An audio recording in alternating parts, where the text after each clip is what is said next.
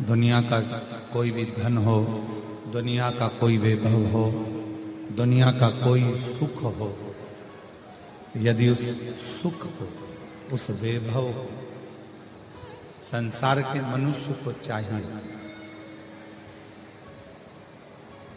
तो शिव की साधना करें। भगवान राम जी की भक्ति चाहिए तो भी शिव की साधना करें। भगवान श्री कृष्ण की भक्ति चाहिए तो भी शिव की साधना करें। और यहां तक शिव महापुराण की कथा कहती है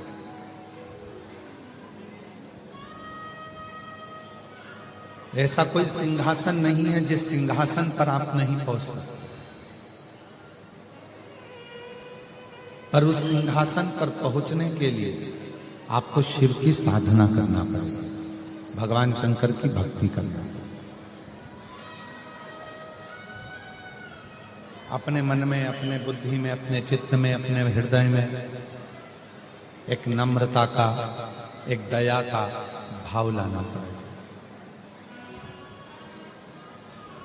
जैसे जैसे कलयुग बढ़ता जा रहा है, जैसे कलिकाल बढ़ता जा रहा है, वैसे वैसे लोगों के भीतर से दया समाप्त होती चली जाती है।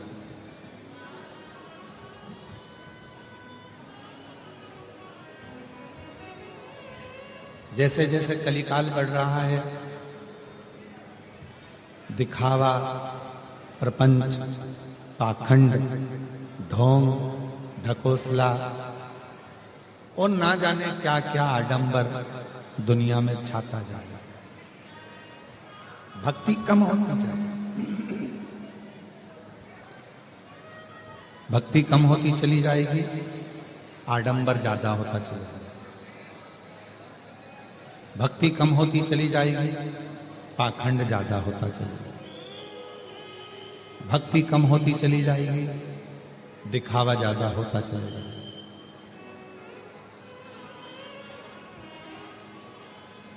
और आज हो क्या रहा है? जो ज्यादा दिखावा करता है वही श्रेष्ठ कहला रहा है। भक्ति लोग कर कहां रहे?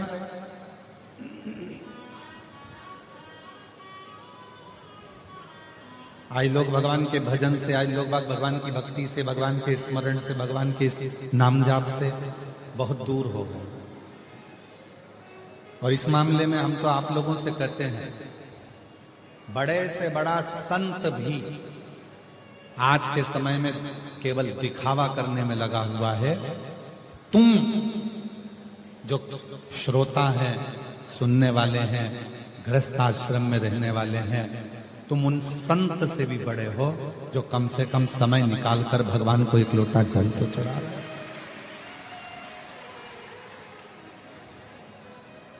तुम उनसे भी बड़े हो।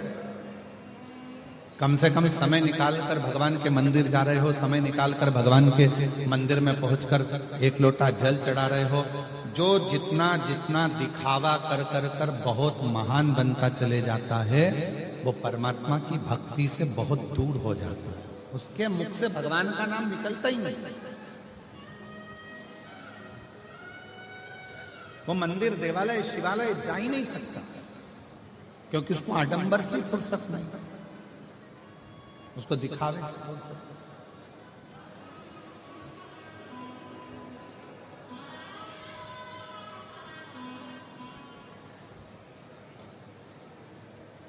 एक बार हम प्रवचन सुन रहे थे तो पूज्य राम कथा के परम रसिक, परम श्रद्धेय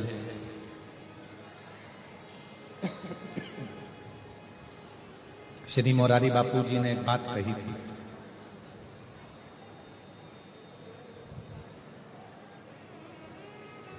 भोगी को, योगी को, रोगी को, ढोंगी को नींद नहीं आती।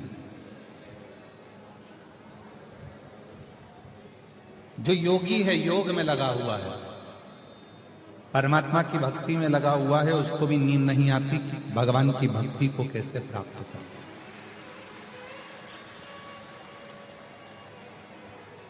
जो योग में लगा है।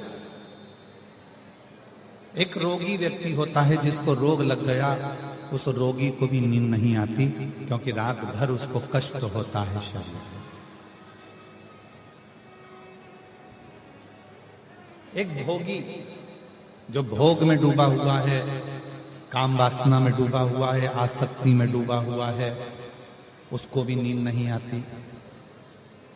और चौथे नंबर पर है जो ढोंगी है, कल क्या ढोंग करना है, कल क्या नया करना है, जो ढोंग में लगा हुआ है उसको भी नींद नहीं आती। पूज्य श्री मोरारी बापू जी ने अपने रामचरितमानस में ये 4 ऐसे व्याख्यान दिए जिसको जीव को समझना चाहिए। आज पूरी दुनिया केवल दिखावे की रही, भक्ति समाप्त हो, भजन समाप्त हो। रुद्राक्ष की बहुत सारी माला पहन लो, दिखावा कर लो, भगवान मिलेंगे ना मिल सकते। खूब सारा चंदन लपेट लो, खूब लंबे लंबे बाल बना लो, खूब अच्छे अच्छे कपड़े पहनकर 2-4 लेक्चर दे दो, भगवान प्रसन्न हो जाएंगे? नहीं हो सकते। वीर शैव लिंगायत संप्रदाय के 63 नयनारों की कथा आती है।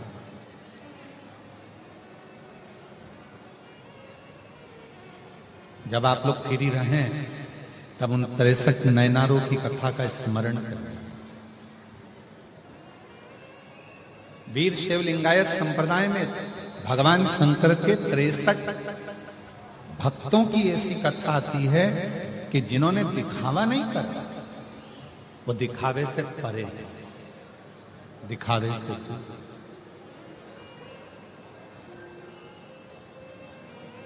और हमको खुशी होती है जब कोई कथा कराने वाले व्यक्ति, कोई कथा कराने वाली समिति दिखावा ना करे तो कथा कहने में भी आनंद आता है और कथा श्रवण करने में भी आनंद। दिखावे से परे हो। और हमने इस समिति को देखा, श्री बहिराम देव सेवा समिति जो है, शिव महापुराण समिति आरणी यवतमाल की, कोई दिखावा, किसी तरह का कोई दिखावा यहां नहीं है।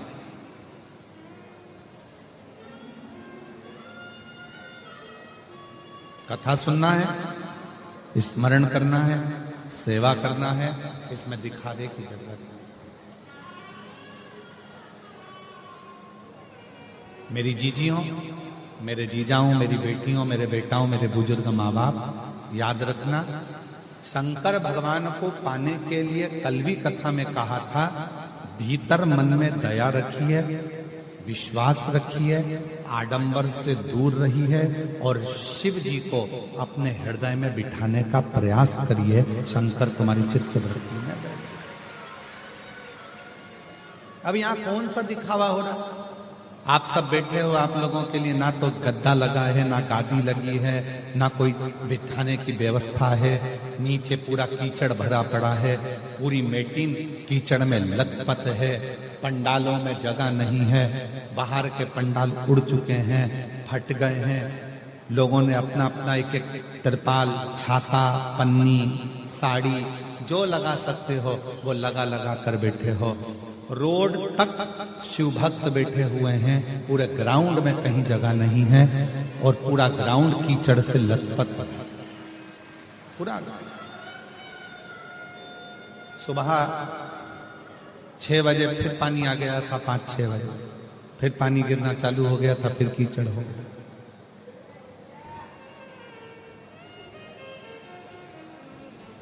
कहां दिखावा?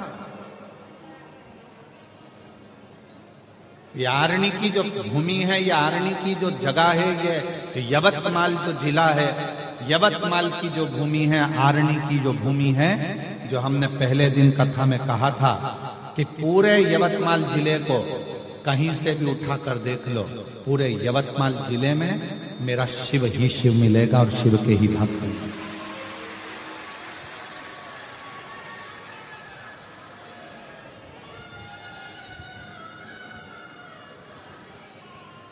पूरे यवतमाल आरणी के पूरे जिले में, पूरे क्षेत्र में जाकर देख लिए, शिव ही शिव। इसलिए यहां का जो भक्त है, यहां का जो शिव भक्त है, वो केवल शिव के लिए जीता है, शंकर के लिए भजन कर, उसकी अविरल भक्ति, उसका विश्वास, उसकी दृढ़ता शिव के, उसको कोई आडंबर, कोई दिखावा। आज बड़े से बड़े बड़े कुर्सियों पर बैठकर, बड़े बड़े स्थानों पर बैठकर भी लोग आडंबर और दिखावे में लगे। पर भक्त का, शिव के भक्त का सबसे बड़ा लक्षण ही यही है कि उसको दिखावा अच्छा नहीं लगता। वो तो केवल शिव के भरोसे, भगवान शंकर के आश्रित होकर, अपना एक लोटा जल चढ़ाकर शिव पर विश्वास कर कर अपनी जिंदगी को जीता है और शिव पर ही आश्रित है। शिव पर।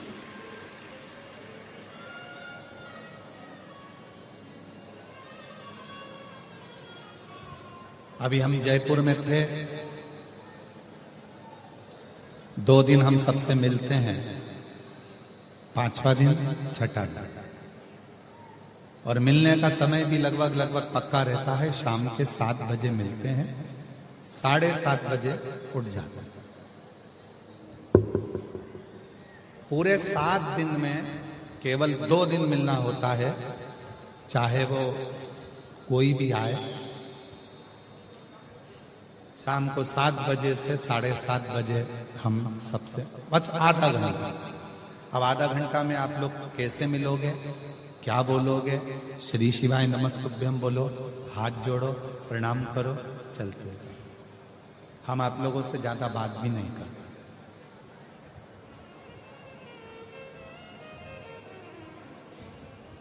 जयपुर में हम मिल रहे थे, कथा का 5वां दिन था। एक लड़का आया,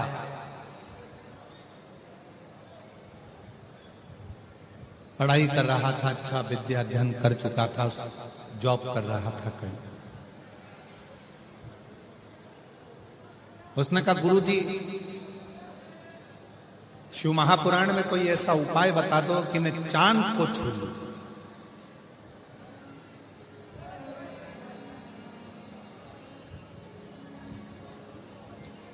शिव महापुराण में कोई ऐसा उपाय बता दो कि मैं चांद को छू लूं। हमने उस लड़के से कहा, बहुत बड़ा उपाय है शिव महापुराण में चांद छूने का। पहले तुम एक प्रश्न का उत्तर दो, तुम्हारे घर के पास में 6 घर छोड़कर कौन रहता है, उसका नाम बता। ओ गुरुजी, कोई हमको उसका नाम याद होगा? घर के पीछे 3 घर छोड़कर कौन रहता है, उसका नाम बता। आज के व्यक्ति को पड़ोसी के ऊपर दया नहीं आती, पड़ोसी के ऊपर, पड़ोसी का दर्द महसूस नहीं करता और चांद छूने की बात करता है। चांद छूने, जिस दिन पास में रहने वाले पड़ोसी का भी दर्द तुम्हें अपना दर्द लगने लगे, और जिस दिन तुम्हें अपने रिश्तेदारों का भी दर्द अपना दर्द लगने लगे, और दूसरे के दुख को देखकर तुम्हारी आंख में आंसू आने लगे, तो समझ लेना कि तुमने चांद को छू लिया।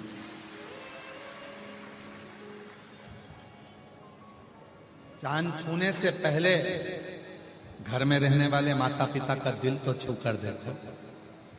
चांद छूने से पहले जिस अर्धांगिनी को तुम लेकर आए हो, जिसके साथ तुम शादी कर कर लाए हो, जिस पत्नी को तुम घर में लेकर आए हो, उसका आदर कर कर तो देखो, उसका भी तो हृदय छू कर देखो। चांद छूने से पहले घर में जितने सदस्य रह रहे हैं, उनका भी तो दिल छू कर देखो, तब चांद छूने जाना, और चांद छूने का मौका फिर अपने आप मिल जाएगा। अपने आप, हमारे अपने तो हमसे हृदय नहीं रहता। घर में पत्नी रह रही है, उसका मुंह फूला रहता है, पति रह रहा है, उसका मुंह फूला रहता है, बच्चे रह रहे हैं उनका मुंह फूला रहता है, माँ बाप रह रहे हैं उनका मुंह फूला रहता है, कोई एक दूसरे के प्रति प्रेम प्रकट नहीं कर पाता, तो क्या चांद छूटे, कैसे चांद छूटे?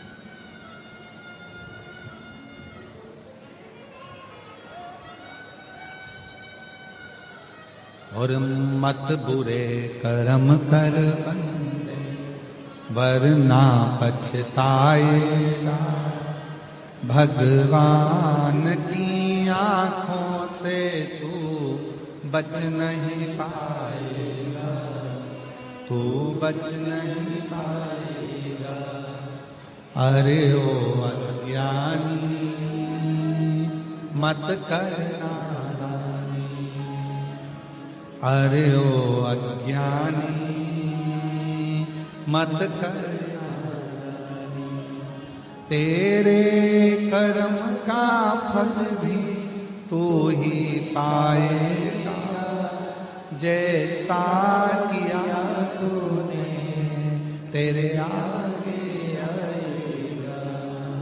मत बुरे कर्म कर वरना पछताएगा, भगवान की आंखों से तू बच नहीं पाएगा, तू बच नहीं पाएगा।